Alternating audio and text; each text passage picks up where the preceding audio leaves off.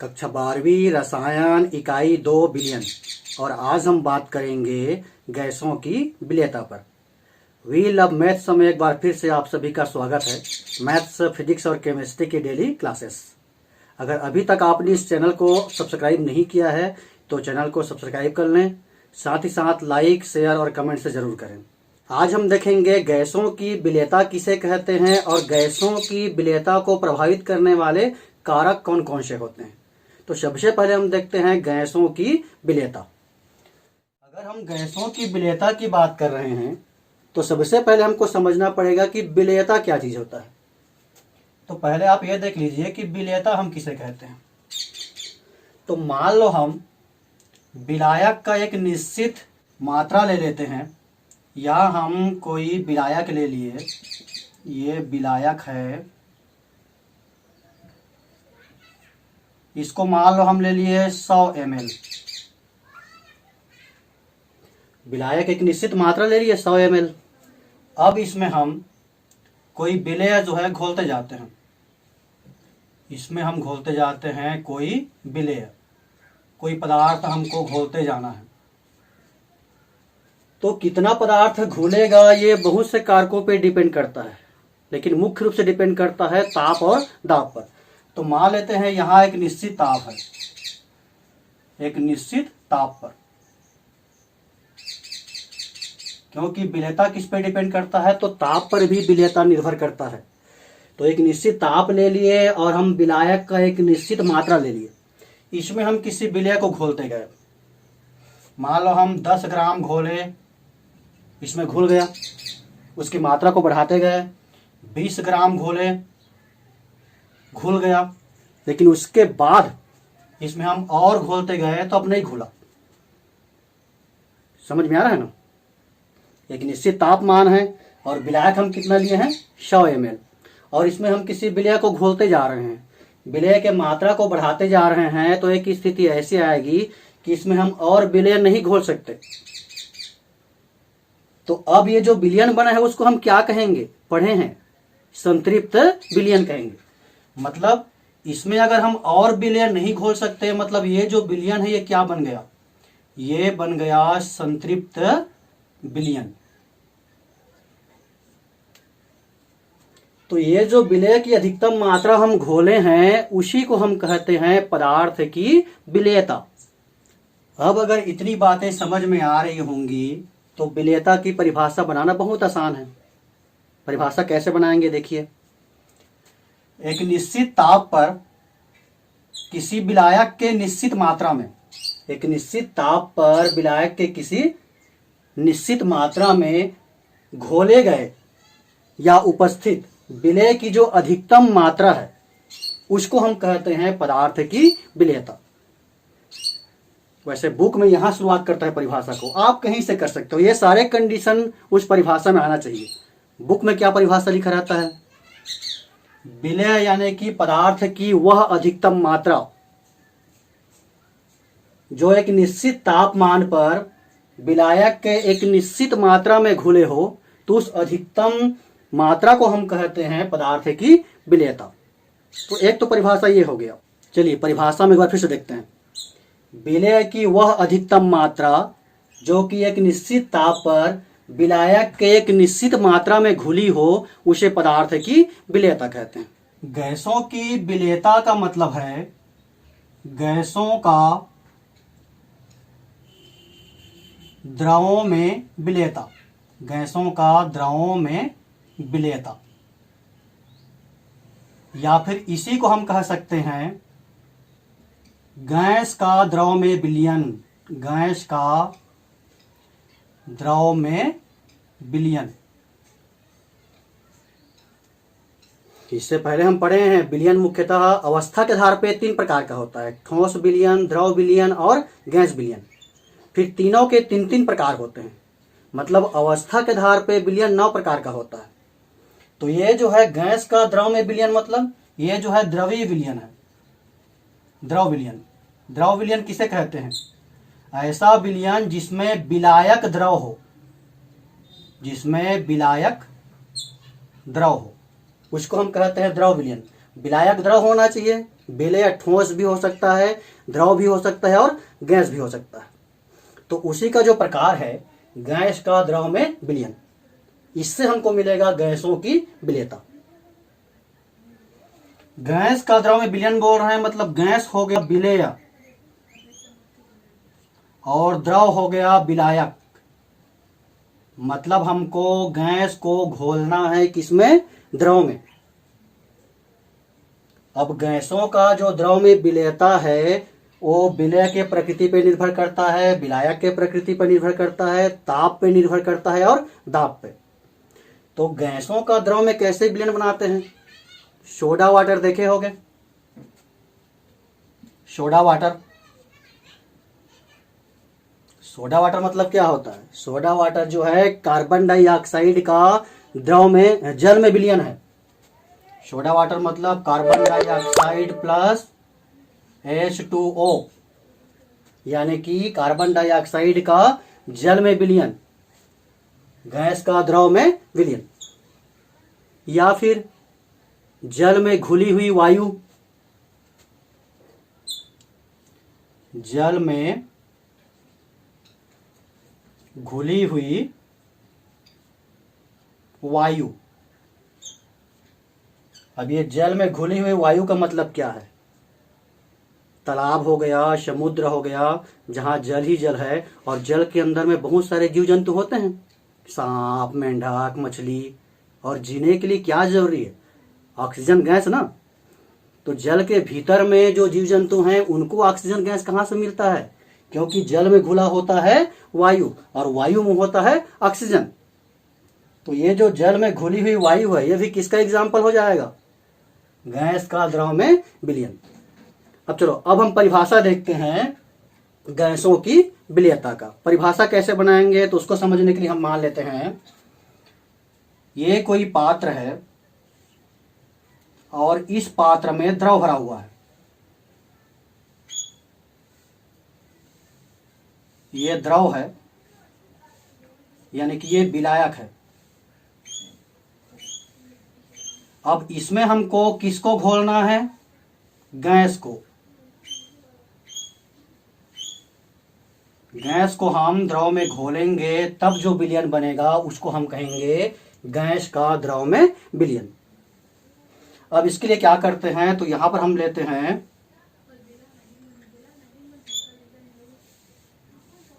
यहां पर पिस्टन लेते हैं। पिस्टन, पिस्टन पढ़े हो ना?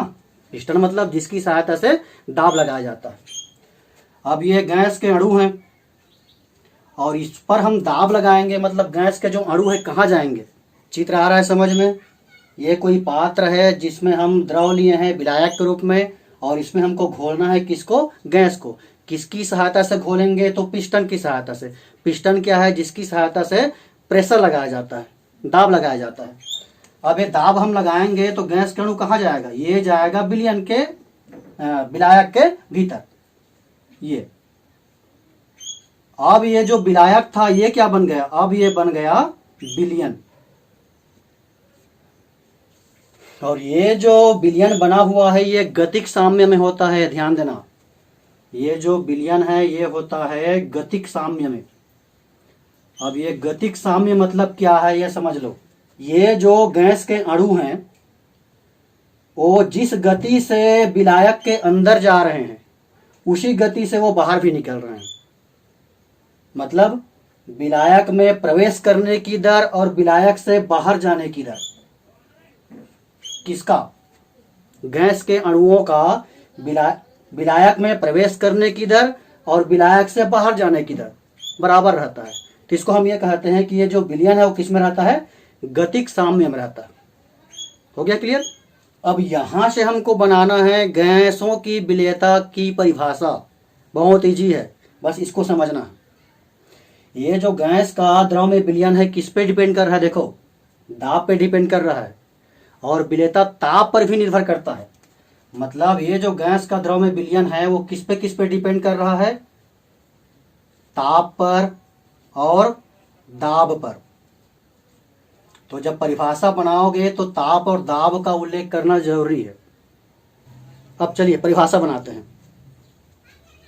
किसी दिए गए ताप पर और एक वायुमंडलीय दाब पर, एक वायुमंडलीय दाब पर, किसी दिए गए ताप एवं एक वायुमंडलीय दाब पर गैस का घन सेंटीमीटर में वह आयतन, ये बिलियन में उपस्थित, बिलियन में उपस्थित,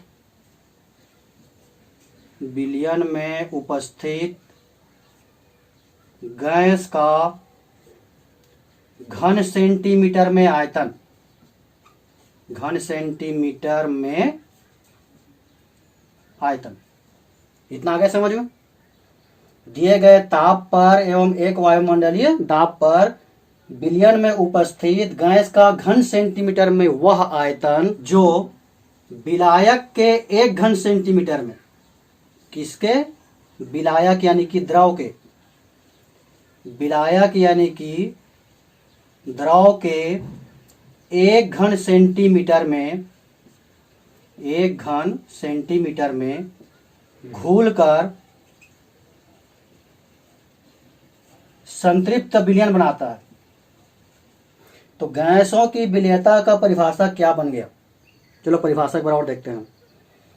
किसी दिए गए ताप एवं एक वायुमंडलीय दाब पर, यह कंडीशन हो गया, किसी दिए गए ताप एवं एक वायुमंडलीय दाब पर विलयन में उपस्थित गैस का घन सेंटीमीटर में वह आयतन जो विलायक के यानी कि द्रव के एक घन सेंटीमीटर में घुल करके संतृप्त विलयन बनाता है, उस आयतन को हम कहते हैं गैसों की विलयता, या फिर उसी को हम कहते हैं अवशोषण गुणांक, अल्फा से व्यक्त करते हैं। तो ये तो हो गया गैसों की विलयता यानी कि अवशोषण गुणांक की परिभाषा। अब हम देखते हैं गैसों की विलयता को प्रभावित करने वाले कारक। तो किसी भी चीज को प्रभावित करने वाले कारक अगर आपको लिखना है तो उसको बिल्कुल भी याद करने की आवश्यकता नहीं है, आपको उसकी परिभाषा आनी चाहिए। जैसे यहां पर हमको पढ़ना है गैसों की विलयता को प्रभावित करने वाले कारक, तो सबसे पहले आपको पता होना चाहिए कि गैसों की विलयता हम किसे कहते हैं। और अभी हम परिभाषा पढ़े हैं। अब ये किस पे डिपेंड करेगा या इसको प्रभावित करने वाले कारक कौन कौन से होंगे? तो ताप पे निर्भर करेगा, दाब पे निर्भर करेगा, और जिसको हम घोल रहे हैं गैस, तो गैस की प्रकृति पर भी निर्भर करेगा, और विलायक की प्रकृति पर।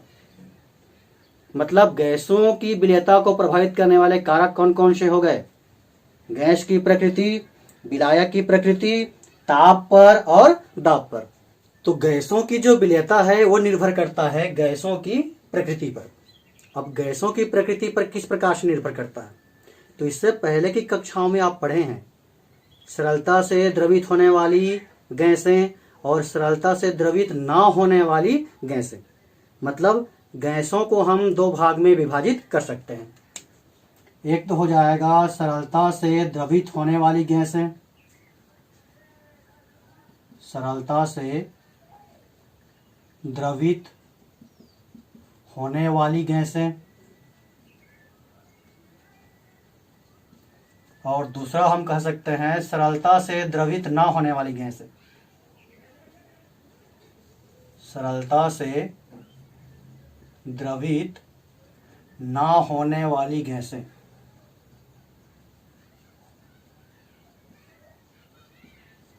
सरलता से द्रवित ना होने वाली गैसें मतलब कठिनाई से द्रवित होने वाली गैसें, ऐसा भी कह सकते हैं, या कठिनाई से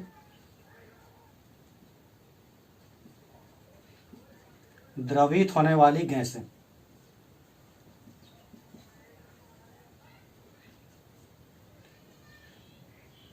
मतलब द्रवित होने की जो प्रकृति है उसके आधार पे हम गैसों को दो भागे बांट सकते हैं।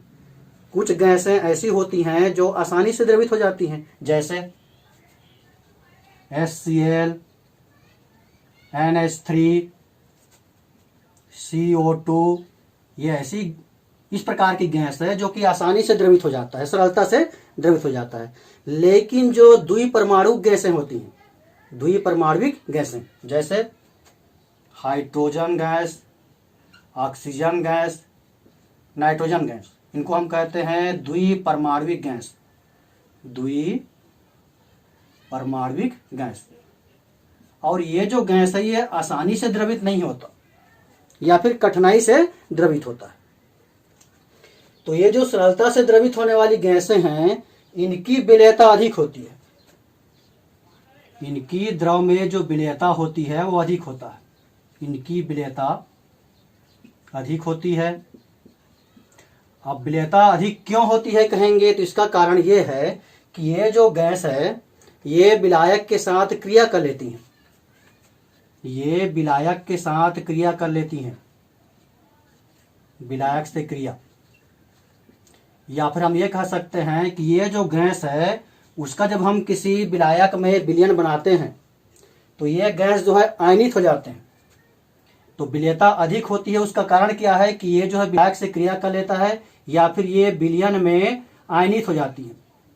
जब इनका विलयन बनाते हैं तो विलयन में ये आयनित हो जाती हैं। सरलता से द्रवित होने वाली गैस जैसे HCl, NH3, CO2 इनकी जो विलेयता होती है वो अधिक होती है।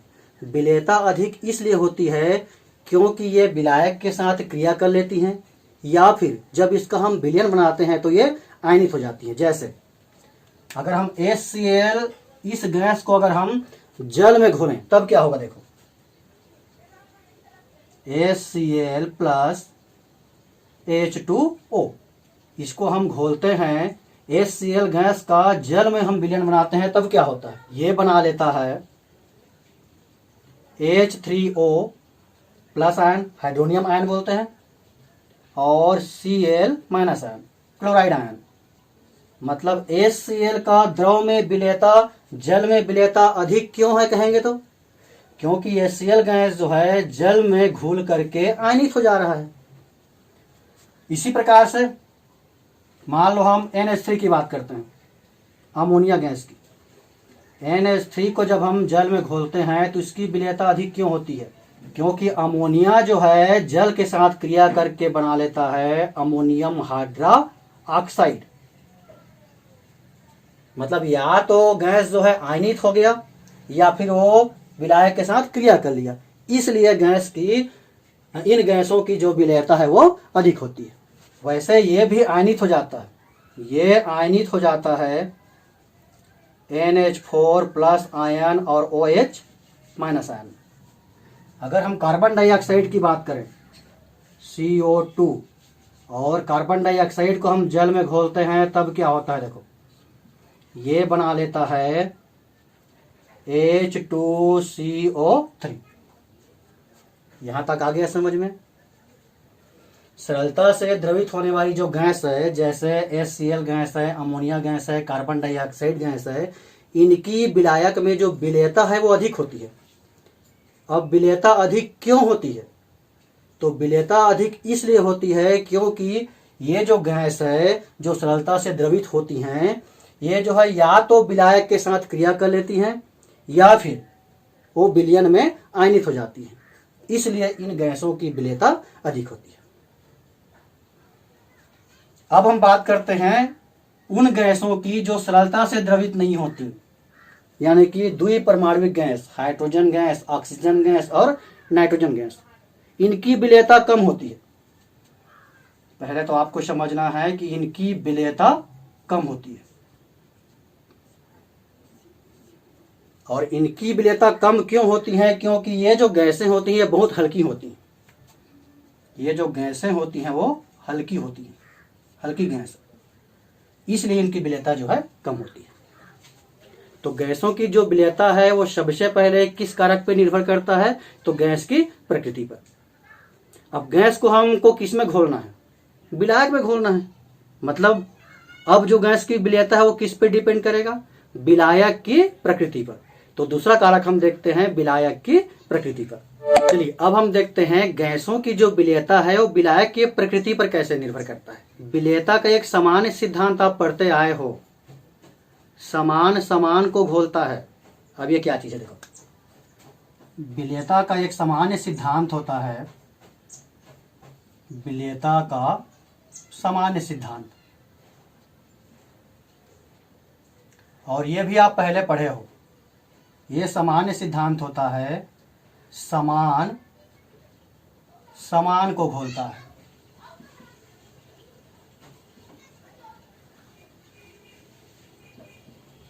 समान बोल रहा हूं ना, सामान नहीं, समान को घोलता है। इसका मतलब क्या है?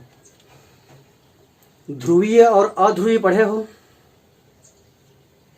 ध्रुवीय और अध्रुवीय। ध्रुवीय मतलब जिसमें दो ध्रुव हो, धन ध्रुव और ऋण ध्रुव। जैसे अगर हम HCl गैस की बात करें,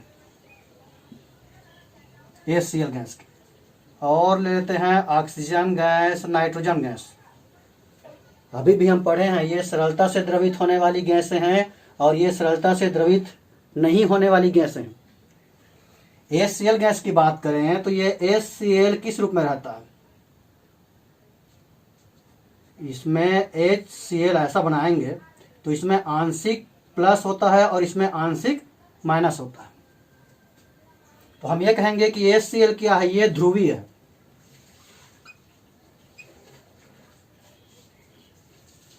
अब ये प्लस माइनस कहां से आया? सब पढ़ चुके हो, लेकिन चलो एक बार और देख लेते हैं। ये HCl कैसे बना है? HCl जो है सहसंयोजक यौगिक है। सहसंयोजक यौगिक किसे कहते हैं? जो स्थायी होने के लिए इलेक्ट्रॉन का साझा करते हैं। ये हाइड्रोजन एक इलेक्ट्रॉन और ये क्लोरीन एक इलेक्ट्रॉन, ये साझा किया है। अब साझा क्यों करते हैं? स्थायी होने के लिए। अब स्थायी होने के लिए मतलब हाइड्रोजन का परमाणु क्रमांक 1 होता है, तो इसका विन्यास कितना हो जाएगा? 1। अष्टक का नियम भी पढ़े हो। अगर आपसे कोई ये पूछे कि हाइड्रोजन परमाणु स्थायी है क्या, तो नहीं है। अगर हम क्लोरीन की बात करें तो क्लोरीन का एटॉमिक नंबर होता है 17। विन्यास करोगे तो 2, 8 और 7। तो क्लोरीन भी स्थायी है क्या? नहीं है, क्योंकि अंतिम कोश में कितने इलेक्ट्रॉन है? 7 इलेक्ट्रॉन है। तो होता क्या है कि हाइड्रोजन एक इलेक्ट्रॉन का और क्लोरीन एक इलेक्ट्रॉन का साझा करता है। अंतिम कोश में कितना है? 7 है। 1, 2, 3, 4, 5, 6, 7।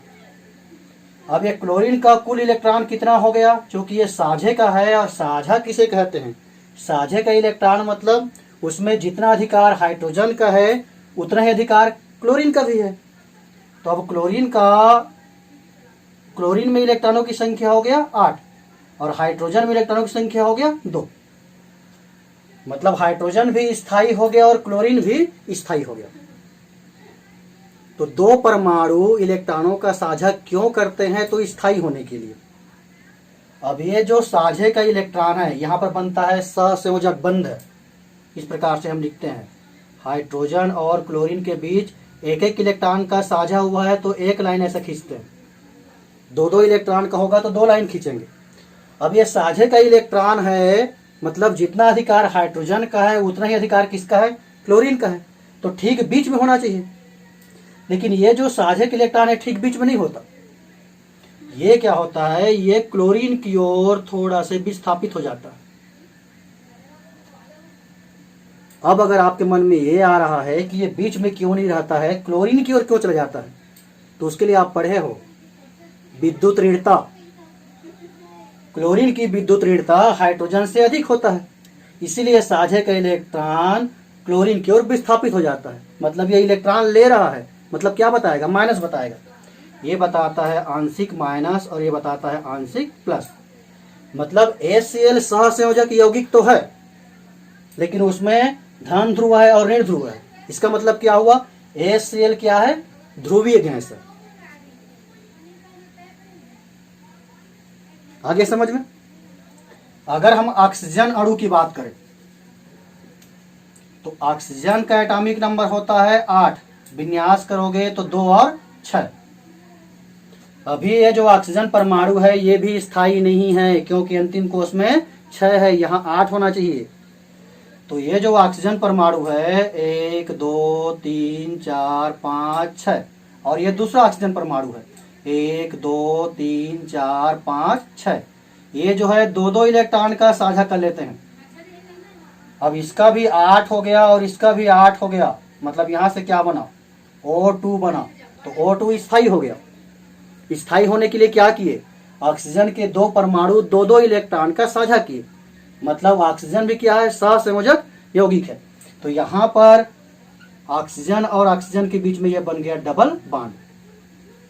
तो साझे के कुल कितने इलेक्ट्रॉन हैं? 4 इलेक्ट्रॉन हैं। अब साझा है मतलब ठीक बीच में होना चाहिए। यहाँ पर जो साझे के इलेक्ट्रॉन है उसको ठीक बीच में होना चाहिए और बीच में ही रहेगा।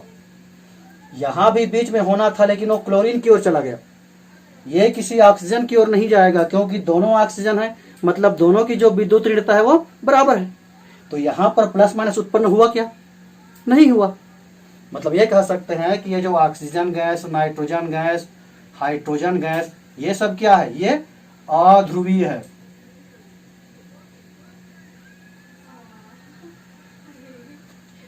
तो गैस दो प्रकार का हो गया, एक तो ध्रुवीय गैस और एक अध्रुवीय गैस। अब जो विलायक है जिसको हमको घोलना है वो भी दो प्रकार का हो सकता है, ध्रुवीय और अध्रुवीय। जैसे हम अगर जल की बात करें, जल H2O, ये किस रूप में रहता है? तो ये रहता है H प्लस आयन और OH माइनस आयन। मतलब ये हम कहेंगे कि जल क्या है? ये ध्रुवीय विलायक है। ये है ध्रुवीय विलायक। लेकिन अगर हम एल्कोहल की बात करें,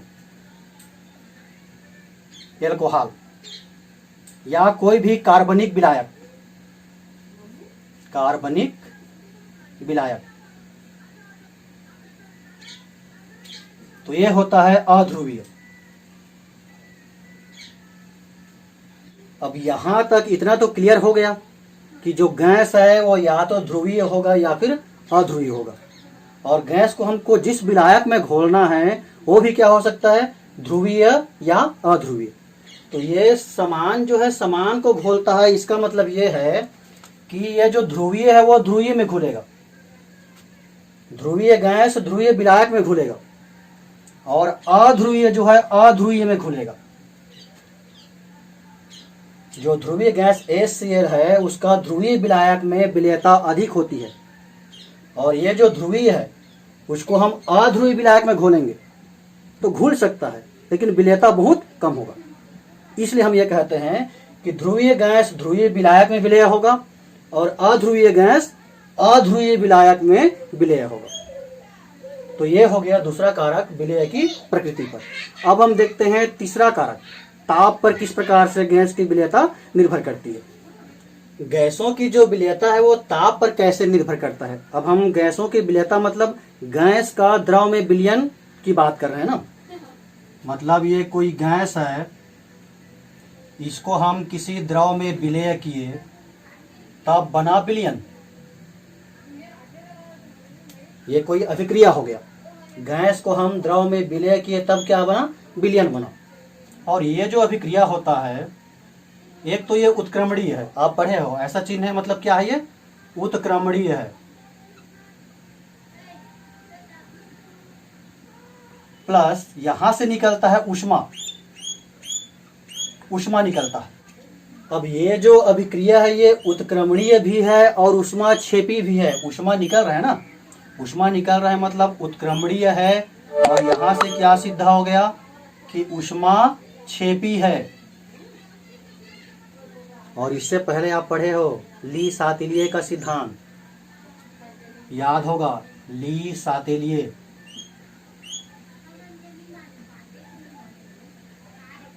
ये सिद्धांत किसके लिए लागू होता है? अगर कोई अभिक्रिया उत्क्रमणीय है और ऊष्माक्षेपी है।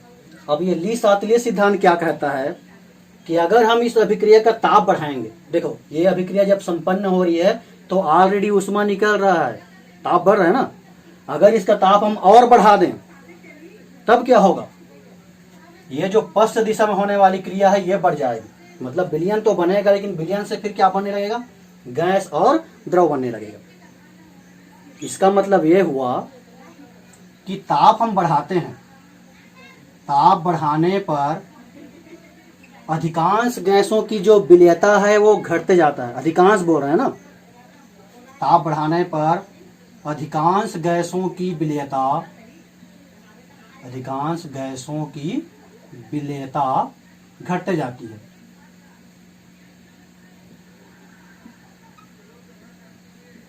तो सबसे पहले आपको तो इसी को लिखना है। गैसों की विलेयता ताप पर किस प्रकार से निर्भर करता है? तो ताप बढ़ाने पर अधिकांश गैसों की विलेयता घटती जाती है। क्यों घटती जाती है? क्योंकि यह अभिक्रिया उत्क्रमणीय और ऊष्माक्षेपी होता है। तो ली शातिलीय सिद्धांत के अनुसार यदि इस अभिक्रिया का ताप हम बढ़ाएंगे तो ये क्रिया जो है पश्च दिशा में होने लगेगा, विपरीत दिशा में होने लगेगा। अब यहाँ पर हम कह रहे हैं अधिकांश गैस, इसका मतलब ये जो नियम है वो सब गैसों के लिए लागू नहीं होता। कुछ गैसें ऐसी भी होती हैं जो जिनकी विलेयता जो है उच्च ताप पर अधिक होता है। कुछ गैसें ऐसी भी होती हैं जिनकी विलेयता उच्च ताप पर अधिक होती है। नहीं तो इस नियम के अनुसार क्या होना चाहिए? उच्च ताप पर विलेयता कम होना चाहिए। लेकिन कुछ गैसें ऐसी भी होती हैं जिनकी विलेयता उच्च ताप पर अधिक होती है। तो यहाँ पर जब आप लिख रहे हो तो लिखना है आपको अधिकांश गैसों की कहेगी ताप बढ़ाने पर अधिकांश गैसों की विलेयता घटती जाती है। तो ये तो हो गया ताप पर। अब हम देखते हैं गैसों की जो विलेयता है वो दाब पर किस प्रकार से निर्भर करता है, और इसी से सिलेबस आगे बढ़ेगा। हम दाब पर निर्भरता की जब बात करेंगे तो वहां से आएगा हेनरी का नियम, मोस्ट इंपॉर्टेंट है। तो हेनरी के नियम को अगर आपको समझना है तो आपको क्या समझना पड़ेगा कि गैसों की जो विलेयता है वो दाब पर किस प्रकार से निर्भर करता है। अभी हम पढ़े हैं कि गैस का द्रव में विलयन कैसे बनाते हैं। ये कोई पात्र है और विलयन बनाने के लिए हमारे पास होना चाहिए विलेय और विलायक। तो विलेय तो हमको लेना है गैस के रूप में, यहाँ विलायक हमको लेना है द्रव के रूप में। ये विलायक हो गया, विलायक यानी कि कोई द्रव है, इसमें हमको विलेय करना है गैस को। गैस को कैसे विलय करते हैं? तो पिस्टन लगा रहता है, ये पिस्टन है जिसकी सहायता से हम दाब लगाते हैं। ये गैस के अणु है। अगर मैं इस चित्र की बात करूं और आपसे पूछूं कि अभी जो है विलयन बना है क्या?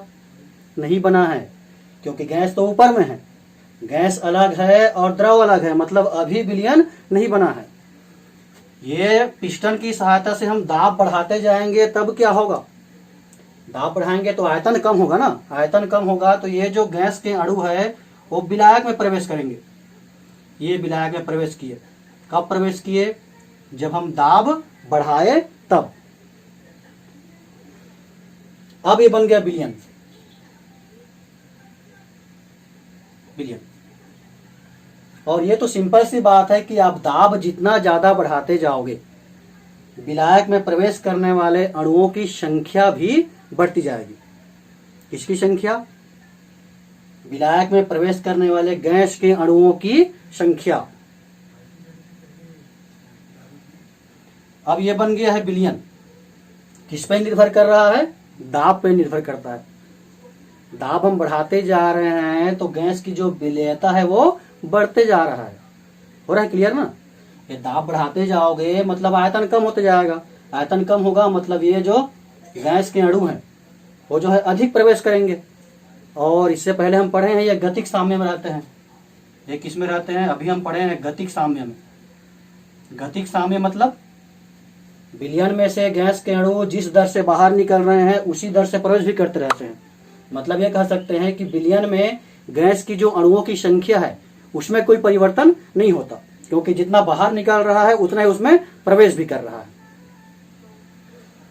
तो गैस की विलेयता किस प्रकार से निर्भर कर रही है? दाब हम बढ़ाते जा रहे हैं तो गैस की विलेयता बढ़ते जा रही है। मतलब हम ये कह सकते हैं कि गैस की जो विलेयता है, गैसों की विलेयता